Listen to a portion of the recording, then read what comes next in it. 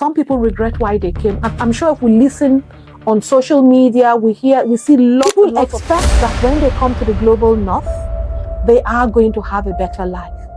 Not everyone has necessarily prepared for the journey that it takes to get to the place of success of their own, because they don't want to be seen to be failing.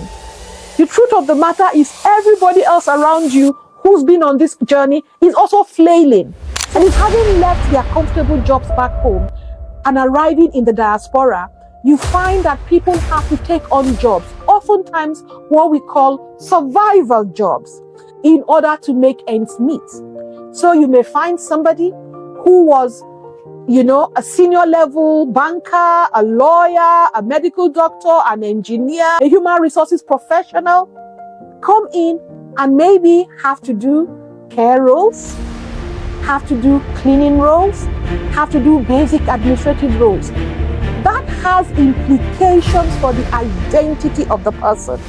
Because when you've already identified yourself with your career, with your profession, having to take steps back, that has implications. And no matter how much people may have prepared, migration is not just a physical move.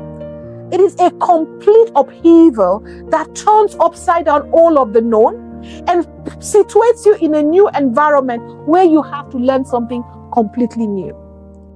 Our children sometimes protect us from what is happening to them. And if they feel like saying something happens to them is a weakness and it will affect you negatively, they'll never tell you. So make sure that you're creating an environment, a space that allows them to come home and tell you what is happening to them.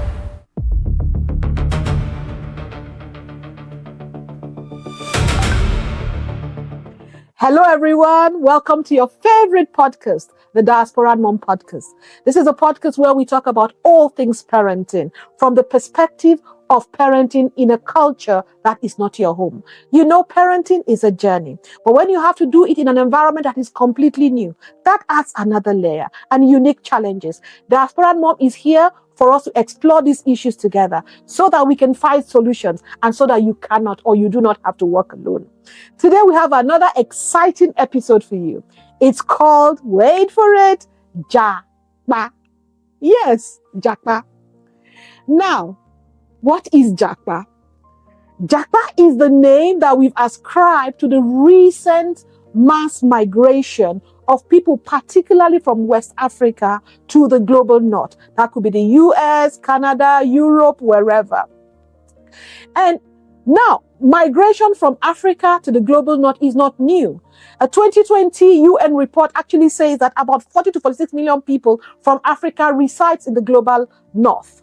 However, more recently, what we find is that migration has picked up a pace, but it's also the kind of migration and those who are involved in this migration.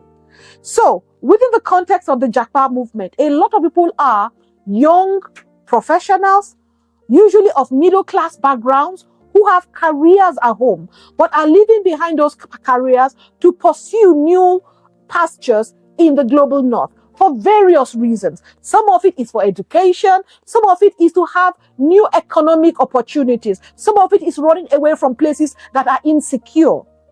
But whatever the reason, and no matter how much people may have prepared, migration is not just a physical move. It is a complete upheaval that turns upside down all of the known and situates you in a new environment where you have to learn something completely new. But with regards to Japa, there are added layers that make this in the current context even more challenging. So first, as I've said, a lot of people who are involved in this migration are people who invariably have careers at home, people who are respected jobs, bankers, lawyers, engineers, different fields of work. And moving to the diaspora means starting afresh in a society and in an environment that may not be familiar to them. Some people may have even traveled several times to the global north, but being a visitor and being a resident are two completely different things. Now, with regards to the Japa movement, a number of things happen.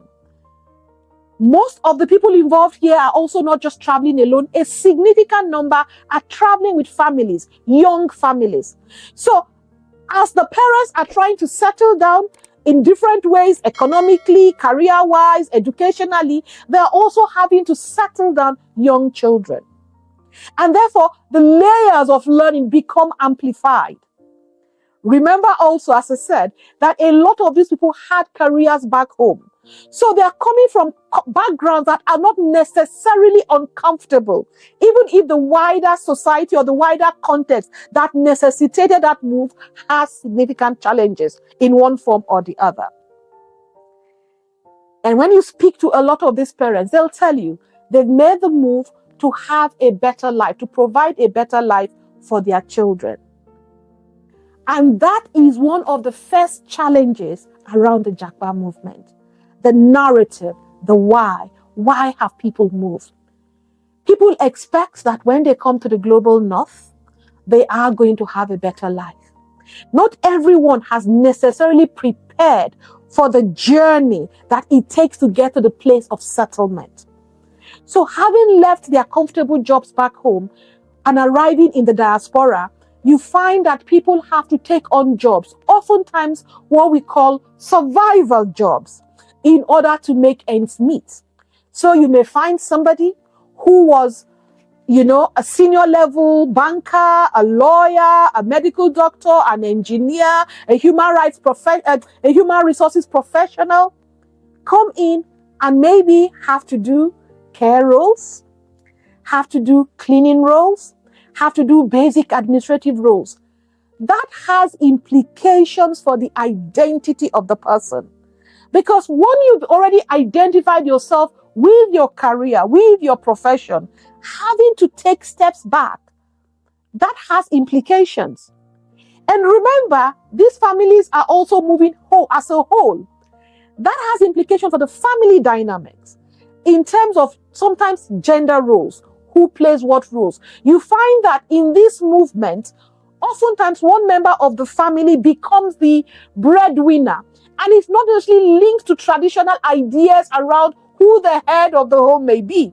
So a woman may become the person who is the breadwinner, or the woman is the one who is studying and the dad or the father has to take on more of the responsibilities for the home. That creates tensions in that movement. The other challenge that we often find is around the children. Children usually would have been in private schools. They would have been in upper middle class schools. They would have lived in big houses where probably they have ensuite rooms. They may have had domestic help drivers. And arriving in their new home, oftentimes much, much smaller, without any domestic help. Parents may have no cars. And for the first time, they are having to walk to school. And they are going into schools where they are different. An experience children may never have had before. Yes, the current generation are very much in tune rather with what's happening globally. They're on social media and all of that. But watching through a screen and being in a classroom where perhaps you and a couple of others are the only ones who look different is a completely new experience. And within the schools, the relationships and the values and the principles that these children are learning may be completely different from what obtained back at home as well. Children are having to navigate that space. And from the point of view of the parents, they are trying to settle down. As I said, they are taking on these survival jobs. Shifts become a language that is understood within the family. You have the dynamics change where one parent is in and the other one is out. You rarely find families together as a whole because they are trying to find the time to make ends meet. And failure is not an option. So if somebody has come to study, then that takes primary attention for that person. And that means that perhaps the amount of time they have to look after the children, spend time with the children also changes. And then when it comes to the parenting, everything is also new. Schools, parents are having to navigate educational systems that are new to them. The levels how children progress from one level to the other, how to relate with the teachers in school. All of that is new. They are learning that side by side with the children. And oftentimes children actually become the teachers at home about what it is that obtains in this new environment. Children often are fast learners. Their accents begin to change and they begin to tell their parents, actually don't pronounce things like this, pronounce it this way. And children are trying to belong because they are also navigating their battles. They're trying to belong in this new environment. So you can see huge shifts in children's behavior as they try to belong and be part of this new environment that they've come to. That creates new tensions in the family because parents are questioning what's happening to my child. Why are they behaving like this? Why are they talking back to me? Why are they not responding in the way that they used to? For some children, they may be getting bullied. They become withdrawn in school and at home. For some children, they find that the level of education they are now having is completely different from what they were used to back home. Because one of the things that people don't often realize is that sometimes back home, educational systems move at a much more accelerated pace, especially at the lower levels. So children who perhaps already know how to read and write may be in classes where that may not be what's obtaining. They do not get as challenged as they used to get, and therefore they become disinterested. Another example, one that I've actually experienced recently, is that children may come and the educational system do not understand that these children are actually at a much higher level and therefore tries to place them within units that are not actually at the level that they are in. That creates new tensions. It creates issues for children around their own identity. Parents cannot navigate the system well enough. They are not able to advocate effectively for their children because they don't understand the system. All of these are some of the challenges around the Japa movement. Added on to all of that are concerns about the future. Because especially if parents have made this move as a permanent move, there is a process to become settled in their new homes. They're trying to navigate that space. And there is a lot of uncertainty in that space. And uncertainty, a lack of financial stability, a lack of professional stability, all of those raises new tension that oftentimes changes family dynamics. And you find that a family that previously was very cohesive, a family that was a happy family, you begin to hear about snapping one another. People begin to second guess themselves and begin to oftentimes even doubt the reason for the move. We've seen several examples of families break down, of children who perhaps for one reason or the other are not thriving. Some of them get pulled into the care system. All of these are some of the challenges within this context. And again, in this new culture, a lot of gender issues come to the fore. For a lot of women, they begin to understand that in this era, in this culture, as a woman, you have more voice. You can actually speak up. And sometimes that gets taken to the other extreme. Or the husband in the house is beginning to wonder, since when did you start speaking this way? Since when did you start behaving in this particular way? Because that is not how it was back home. And in the midst of all of this, some people regret why they came. I'm sure if we listen on social media, we see lots and lots of episodes of people talking about the challenges involved in coming to this new environment. So as I've said, there is a financial aspect. There is the aspect around identity. That you've left all of your responsible, respectable jobs to an environment where you're working, sometimes survival jobs, basic jobs, where you're being supervised by people who previously you would have been the bosses of. You're having to study again, but you're studying in the midst of tension, financial challenges. All of that takes its toll. And so for anyone, the first thing I want us to take away from this is, for anyone who wants to make the move, make it intentionally. Understand the challenges that are ahead. Make sure that you do your research properly and understand what steps you need to take to minimize these impacts. If you're already here, there's some things that you can do. First, open lines of communication. People need to understand and acknowledge what is happening to them. Understand that it is not because of one partner or the other, the wife or the husband or the children, but the environment, the situation, all of the pressures that have come to bear, and discuss that as a family. That is key. That is really, really important. Also, I think people need to be honest with their children in discussing how this move is impacting on their children. Because children do not necessarily believe that the move is in their interest. Because what they are experiencing, especially when they first arrive, is not in any way comparable to the lifestyles that they previously were used to. And parents need to acknowledge that and explain to the children the long-term nature of this move. Parents also need to be aware that whilst they are facing all of these challenges and they're so focused on their own issues, they mustn't dismiss what is happening with the children. Because again, it's very easy to say, oh, you don't know what's happening with you. You know what's going on with me. It is important to have time to sit down and discuss with the children what has been your experience in school. What is happening to you? How can I help you? That is really important. Children need to know that you are on their side. Children need to know that you see them, that you validate their experience. Don't just shush them and hush them. Understand what they're going through. If you're not quite sure, talk to other people. The other thing that you must do in terms of talking to other people is that you need to build a new community. Oftentimes, some people actually retreat into themselves when they face these challenges. They retreat and kind of feel like they have to solve this all on their own because they don't want to be seen to be failing. The truth of the matter is everybody else around you who's been on this journey is also flailing. And it's really helpful to find the support from one another. So please find the support from your community. There are different places that you can find this support.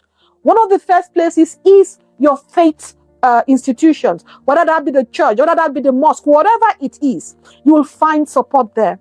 There would often be community-based organizations that are also providing support in your local area. Go online, speak to people, find them.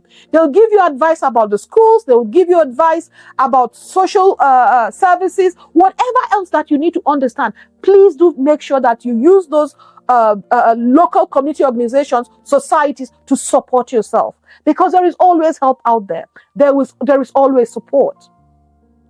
Finally, please set a timeline that is realistic for you to achieve your goals.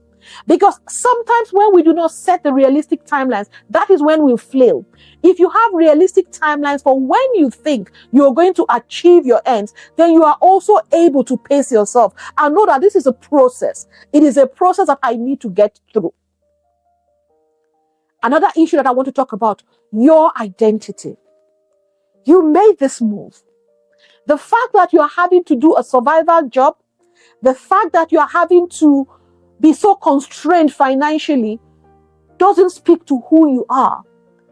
You must understand that it took a lot of courage for you to make this move. So rather than undermine what you've already achieved, give yourself a pat on the back. You've done great. It is never easy to migrate. It is never easy to make that move. So please always look at that and do not define yourself by your immediate circumstances. One of the ways in which you can do that is to be involved in the community that you've come into. As challenging as you think your current environment is for you, you'll be surprised how many people can learn from you.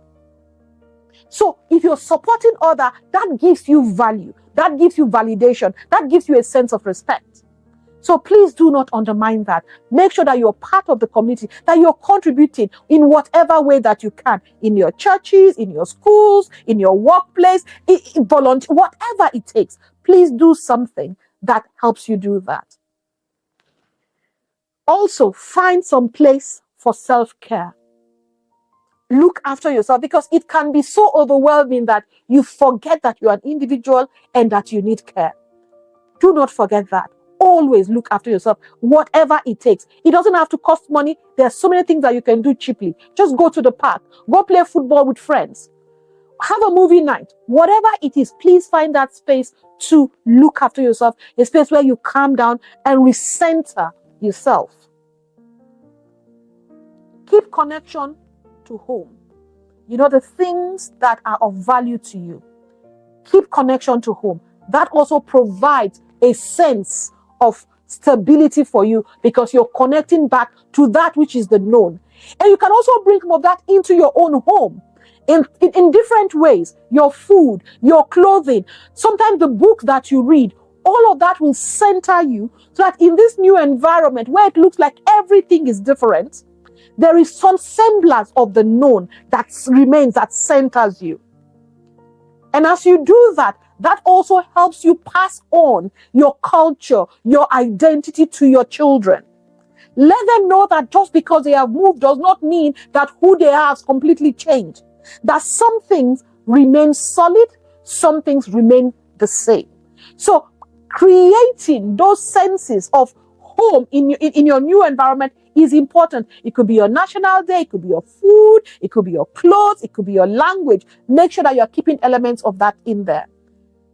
Center your children, help them to understand what's happening to them, and help them to know that they are strong, that they are resilient, and they'll overcome. Finally, let children sometimes also see vulnerability in you, even as you reassure them. That will allow them to also be vulnerable with you. Because whether we know it or not, our children sometimes protect us from what is happening to them. And if they feel like saying something happens to them is a weakness and it will affect you negatively, they'll never tell you. So make sure that you're creating an environment, a space that allows them to come home and tell you what is happening to them. The Japa movement, it isn't easy. Migration is always a challenge. But remember, I started off by saying about 40 million people from just Africa have moved to the diaspora, and about 1 million move every year. And the global figure is nearly about 200 million people in the diaspora. What you must remind yourself is if all these people are able to make it, you can too. Just take one day at a time. Find your support system. Find your village. Validate what's happening to you. Find something that centers you in your new place. Have a clear timeline for when you're going to achieve things so that you are a little bit less hard on yourself. I hope this has helped. Please let me hear your comments. If you have questions, put them in the comment section.